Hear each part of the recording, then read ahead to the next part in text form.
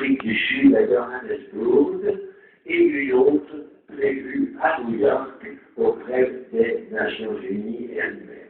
Ma réponse donc à votre question, c'est les médias d'une part, le soutien financier de l'autre, mais surtout, bien entendu, l'écoute de ce que nous serons capables de dire.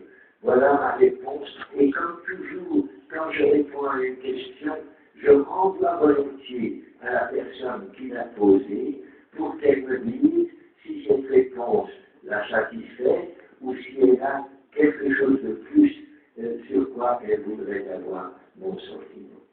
Évidemment, lié dans notre action à des personnalités qui aujourd'hui apportent le même concours pour éclairer l'opinion publique que ça a été le cas du temps où l'Algérie atteignait difficilement son indépendance.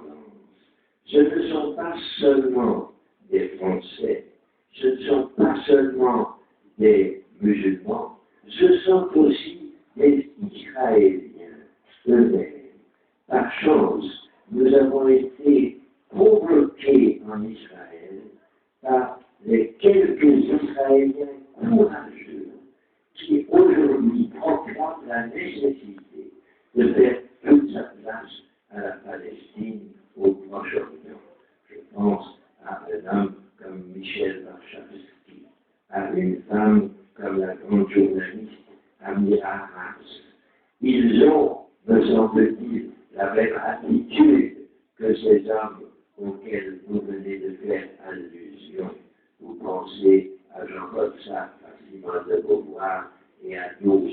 Oui, c'est à des hommes et à des femmes comme ceux-là que nous devons aujourd'hui faire appel pour faire barrage à ce qui est une négation du droit fondamental de la Palestine.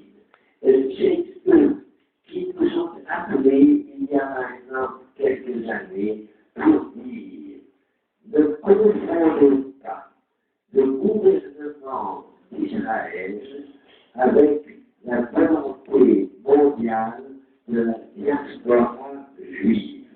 Elle est organisée malheureusement